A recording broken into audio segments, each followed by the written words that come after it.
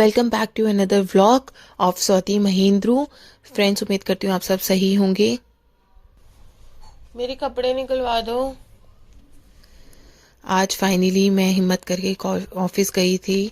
वहाँ तो ज़्यादा कुछ भी शूट नहीं किया, बट अब मैं वापस आ रही हूँ और ऊपर चल के मैं आपको बताऊँगी डिटेल में कि कैसा फील हुआ मुझे और कैसा नहीं हुआ, कैसा रहा आज का दिन। सो फ्रेंड्स, घर आ गई हूँ मैं। फर्स्ट डे था आज सर्जरी के बाद। ठीक ठाक था दिन तो। बाकी मैं आपको ऊपर चल के बताती हूँ कैसा रहा सब। हाँ जी, तो चेंज वेंज कर लिया है। थोड़े से बर्तन वर्तन लगाने थे, जितने लग पाए मुझसे मैंने लगा लिए। बाकी हिमांशु करेंगे, हाउस हेल्प आएगी वो थोड़ा सा कर देगी, बर्तन धोने का, सफाई वफाई का। तो सो आज का दिन, एक तो सबसे पहला टास्क था टाइम पे उठना, क्योंकि साइकिल थोड़ी डिस्टर्ब हो गई थी, स्लीप साइकिल ना। फिर उसके बाद जाना। आज क्या था कि हिमांशु मेरे साथ चले गए थे ऑटो में ही, बिकॉज़ मुझे बस स्टैंड तक जाना होता है जहाँ से मैं अपनी यूनिवर्सिटी की बस लेती हूँ।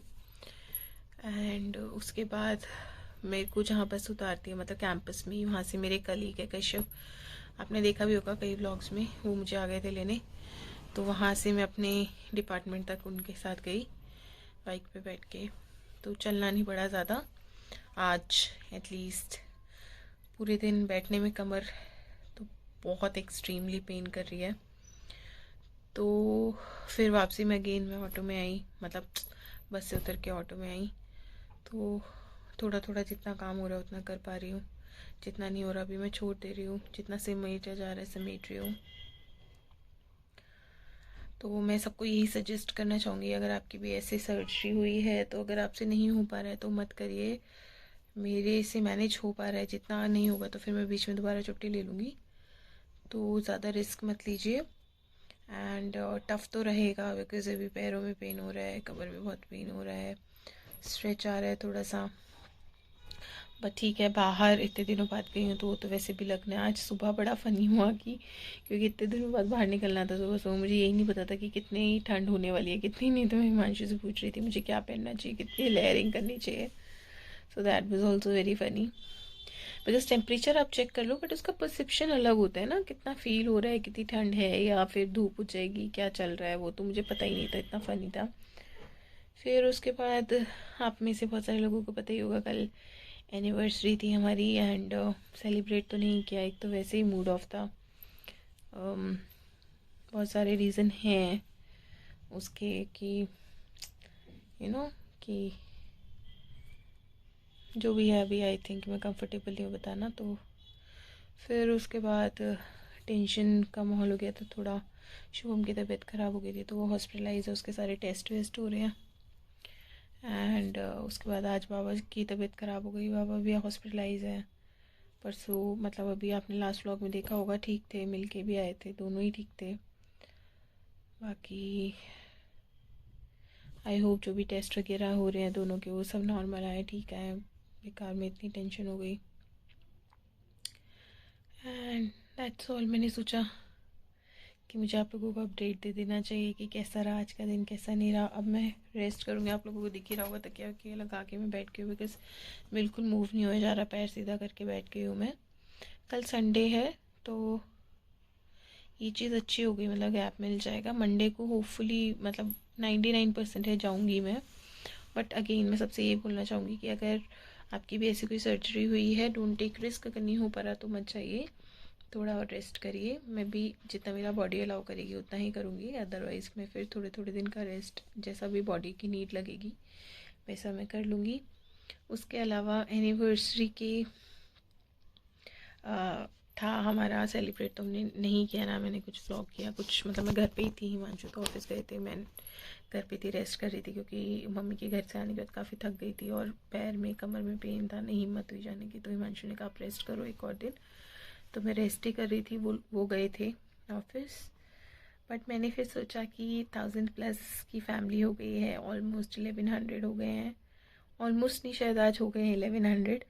तो मैंने सोचा क्यों ना मैं आप लोगों के साथ एनिवर्सरी के ओकेजन पे आप लोगों के साथ शेयर करूँ मेरी और हिमांशु की स्टोरी, जो बहुत यूनिक है। एंड आई थिंक जो डिटेल्ड स्टोरी है ना, एक्चुअल स्टोरी, वो तो हमारे घर के हार्डली शायद 1 या 2 लोगों को पता है और किसी को भी नहीं पता। तो अभी तो मैं नहीं शेयर करूँगी। अगर आप लोग कमेंट सेक्शन में बोलेंगे कि हाँ शेयर करो या बताओ तो मैं ज़रूर अलग से एक वीडियो बनाऊँगी। आपको शायद उससे बहुत ज़्यादा इंस्पिरेशन भी मिले एंड अच्छा लगे सुन के, शायद कुछ पॉजिटिविटी आए आप लोगों के अंदर। बहुत कुछ सीखने को मिलेगा आपको उस स्टोरी से, I am sure about it. So उसके अलावा अगेन एक और अपडेट की, जो सर्जरी के रिलेटेड थी वीडियो, वो भी जल्दी ही आने वाली है चैनल पे। बाकी अब मैं इसको यहीं बंद करती हूँ, बाद में थोड़ी देर बाद मिलती। Bye bye. सो फ्रेंड्स, सुबह हो गई है। सुबह इन द सेंस कि 10 बजने वाले हैं।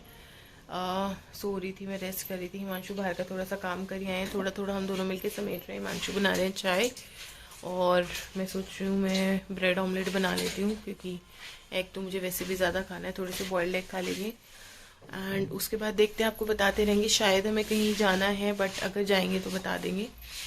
अभी के लिए इतना ही है, बाद में बात करते हैं। ब्रेकफास्ट ऑलमोस्ट रेडी है, हिमांशु ने चाय बना दी है।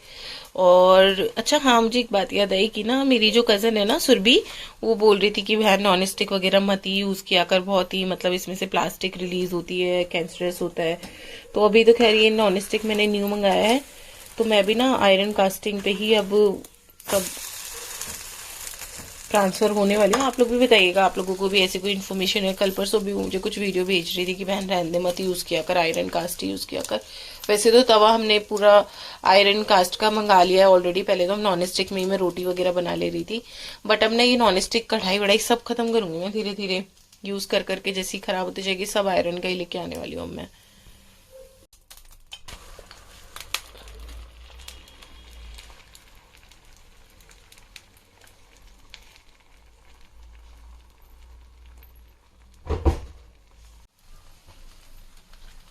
ये ना पूरा अब ये भी सेट करना है मुझे। मम्मी ने पूरा लड्डू पैक कर दिए थे। मैं और हिमांशु रोज एक एक लड्डू खा लेते हैं, हेल्दी होते हैं ये तो। इंडियन फैमिलीज में सबको पता होगा, इसके नाम अलग अलग होते हैं। कहीं पे पंजीरी बोलते हैं, कहीं आटे के लड्डू, कहीं ड्राई फ्रूट्स के लड्डू बोलते हैं। अलग अलग नाम होते हैं, बट ये हेल्दी बड़े होते हैं सर्दियों के अंदर।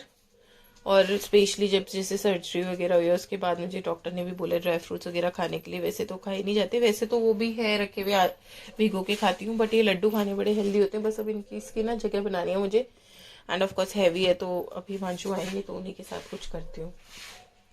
देखो मैं जैसे यहाँ पे नई थी, 15-20 दिन घर बंद ही था, तो देखिए प्लांट्स ना मेरे सारे सूख, मुझे इतना बुरा लग रहा है, इतने सूख गए हैं ना। अब जितना मतलब जैसे मैं डाल सकती थी थोड़ा पानी वानी वो डाल दिया। आई विश कि खिल जाएं। ये देखो अभी ये सब देखती हूँ, हिमांशु की हेल्प से थोड़ा सा क्लीन करूँगी। ये जितने भी इसमें एक्स्ट्रा उग गए हैं ना वो निकालेंगे, तभी इनको प्रॉपर न्यूट्रिएंट्स मिलते हैं प्लांट्स को। तब बुरा लग रहा है, इतने प्यार से सब मम्मी ने और मैंने लगाए हुए हैं और सारे सूख गए हैं 15-20 दिन के अंदर अंदर ही। तो अब देखती हूँ रोज पानी डाल के, और हिमांशु से भी बोलूँगी, क्योंकि मैं तो बार बार ऐसे झुक के पानी नहीं डाल सकती, जितना ऊपर ऊपर से डाल पाऊंगी। या हिमांशु से बोलूँगी उनको ना एक दिन कह के। एक तो वैसे वो मेरे चक्कर में इतना बिजी रह रहे हैं ना काम वगैरह में। ये देखो ये बेल इसमें से निकली और कितनी मुरझा गई है। इसको मैं धागे पे टाई कर देती हूँ, रास्ता मिल जाएगा तो सपोर्ट में शायद थोड़ा सा निकल जाए आगे। एक्चुअली मैंने आप लोगों को जैसे कि बताया था कि ये शायद एक इम्पोर्टेंट काम के लिए जाना है। बाबा की तबीयत ठीक नहीं है, बाबा हॉस्पिटलाइज है। मेरे भी कल मैं ऑफिस गई थी ना, तो काफ़ी कमर में पैर में काफ़ी पेन हो रहा है, तो मैं सो गई थी ब्रेड ऑमलेट वगैरह खा के। तो अभी उठी हूँ तो मैं फटाफट रेडी हो जाती हूँ, फिर हम सोच रहे हैं हो ही आते हैं यहाँ से। वैसे तो काफ़ी दूर है, दोबारा बैठ के जाना गाड़ी में इतनी दूर और फिर आना तो ऐसा डिफ़िकल्ट है। बट फिर मेरा ना बिल्कुल मन नहीं मान रहा कि एक अभी आई हूँ, मतलब ट्रैवलिंग थोड़ा मुश्किल है, नहीं हो पा रही है, बट बिल्कुल सच में मन नहीं मान रहा कि वैसे तो सबसे बात हो रही है हर थोड़ी देर में, पर ये लग रहा है कि एक बारी मिल ही आऊँ। थोड़ा सा पहले से बेटर है, चीज़ें कंट्रोल हो रही हैं। उनका बीपी शुगर वगैरह काफ़ी हाई हो गया था, एंड मम्मी बता रही कि शायद निमोनिया भी बन गया है, बट वो भी अभी थोड़ा कंट्रोल है। ऑक्सीजन लेवल भी कंट्रोल है, वैसे ठीक है, बट फिर भी ना मन नहीं मान रहा। तो सोच रहे मैं और हिमांशु हो ही आते हैं, तो मैं फटाफट जाती हूँ, जाके तैयार हो जाती हूँ। हिमांशु तैयार हो रहे हैं ऑलरेडी, मैं यहाँ बाहर आ गई थी। मैंने सोचा फटाफट पानी दे देती हूँ, बिकॉज फिर आऊँगी तो अंधेरा हो जाएगा जब तक। तो मैं आपको तैयार होकर फिर मिलती हूँ। हिमांशु रेडी हो गए हैं तो निकलते हैं अभी। हेलो, हॉस्पिटल जाते हुए जब इस रास्ते से निकले तो मुझे एक बात याद आ गई। जब मैं वेंकटेश्वर में जॉब करती थी तो मैं एक बार कैब से इस रास्ते से आ रही थी और मैं बहुत डर गई थी। मुझे बहुत ही सुनसान वाला एरिया लग रहा था। अब तो रेगुलर बेसिस में हम लोग यहाँ से निकलते रहते तो मुझे पता है। तो मैंने क्या किया, मैं ना कॉन्टिन्यूसली फ़ोन पे लगी रही। तो ये एक सजेशन है, अगर आप किसी एक ऐसे एरिया में फंस जाए ना जो अननोन लगे, तो आप प्लीज़ फ़ोन पे कनेक्ट रहें अपने किसी भी नोन के साथ। मुँह क्यों छुपा रहा है? थप्पड़ खाने वाले काम किया ना, इसलिए मुँह छुपा रहे हैं। तेरे साथ ही हुआ है, पराठे खा बदतमीज। मैं तो ठीक हूँ, तू मत खाता। खुद चलने लग गई। मोमोज, लास्ट ब्लॉग में तो मोमोज आए। मोमोज, पराठे, ब्रेड ऑमलेट, घी बर्गर। अब शुभम के पास नहीं, ये पता क्या कह रहा है, ये कह रहा है मैं चाची के पास 4 चक्कर काटा करूंगा जीने से। हाँ, सारी चाचियों पे काटी हुई यार, ये वाली चाची से इतना कोलेस्ट्रॉल ले ले मम्मा। प्रीति बिस्कुट प्रिया बिस्कुट। ये देखो कोई रह गया? शुभम नहीं बोलना पड़ा। शुभम चाय सबको हो गई, बिस्कुट दे दे प्रिया, सबको बिस्कुट दे दे। धीरे बोले। अच्छा हॉस्पिटल में भूल गई, सॉरी। गर्मी है आपका ये सेमी प्राइवेट वार्ड है, प्राइवेट से रह गया है। अभी तो आधे बंदे आए हैं, आधे बंदे वहाँ पर है। पापा जी भी है ना हमारे आईसीयू में। तो 4 से 5 बजे मिलने का टाइम है, तो बारी बारी से जो मिल के आ गए वो यहाँ बैठे हैं, बाकी वहाँ पर है।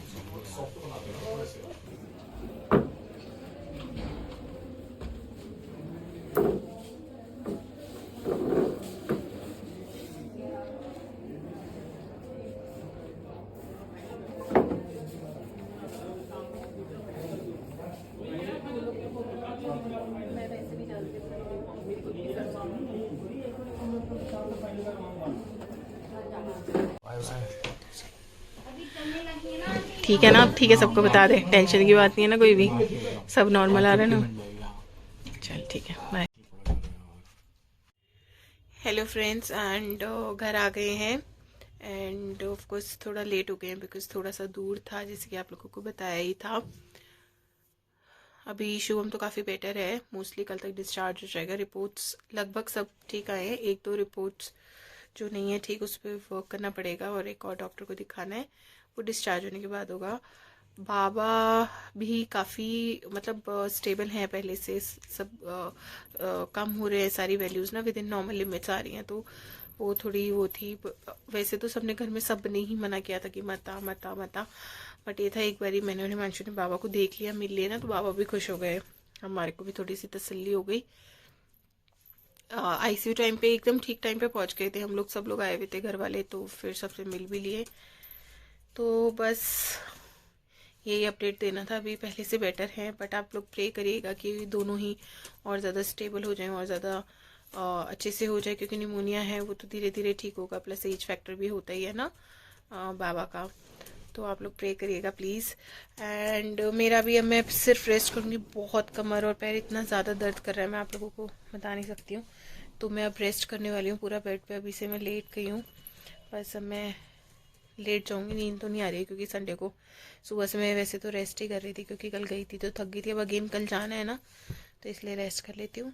थैंक यू सो मच मेरे ब्लॉग को देखने के लिए। आई होप आपको ये वीडियो ठीक लगा हो, अच्छा लगा हो एंड कुछ इन्फॉर्मेशन लगी हो। हाँ, इसलिए मैं एक चीज़ और बताना चाहती हूँ कि ना, जैसे ही आपको कोई सिम्टम लगे please go to the doctor, don't waste your time. दोनों ही कंडीशन में शुभम को भी जैसे ही उसको अनईजी लगा वो फ़ौरन डॉक्टर के पास गया, तो उसको पता चल गया कि हाँ हार्ट रेट उसका बढ़ा हुआ है, बीपी उसका काफ़ी बढ़ा हुआ है। और इवन दादाजी की कंडीशन में भी जैसे ही उन्हें अनईजी लगा, घर में सब लोग फ़ौरन उनको डॉक्टर को ले गए, तो उनका बीपी भी हाई था, उनका डायबिटीज़ हाई था, और धीरे धीरे टेस्ट में पता चला निमोनिया वगैरह भी हो गया था उनको। डॉक्टर ने कहा कि इस एज में हो जाता है अगर एक दो चीज़ शूट होती है तो बिकॉज ठीक टाइम पे हम लोग उनको लेके गए तो ट्रीटमेंट एकदम से स्टार्ट हो गया। तो आप लोग भी अगर डिले मत करिए कि अभी कुछ सिम्टम्स लग रहे हैं तो थोड़ी देर बाद लेके जाते हैं, एक दिन वेट कर लेते हैं, कोई नहीं घर में अपनी मर्जी से एक दो दवाई खा लेते हैं। इट्स बेटर कि आप जितनी जल्दी हो सके डॉक्टर को कंसल्ट करिए, जो भी आपका फैमिली डॉक्टर है या जो भी स्पेशलिस्ट है, जो भी नियरेस्ट डॉक्टर हॉस्पिटल अवेलेबल है, एंड उनकी गाइडेंस के बाद ही कोई दवाई या ट्रीटमेंट लीजिए। ये चीज़ मैंने बड़ा देखी है आस पड़ोस में कि लोग ऐसी दवाइयाँ लेना शुरू कर देते हैं जो भी अपनी नॉलेज के हिसाब से उनकी होती है। और उसके साथ ही मैं ये ब्लॉग यहीं ख़त्म करती हूँ। Thank you so much for watching. And अगर अगेन आपने अभी तक मेरे चैनल को सब्सक्राइब नहीं किया तो आप सब्सक्राइब कर सकते हैं। Thank you so much already इतना सारा प्यार देने के लिए। बस आज वाले ब्लॉग के बाद आप थोड़ा सा प्रे भी करिएगा। Thank you so much. Bye bye. Good night.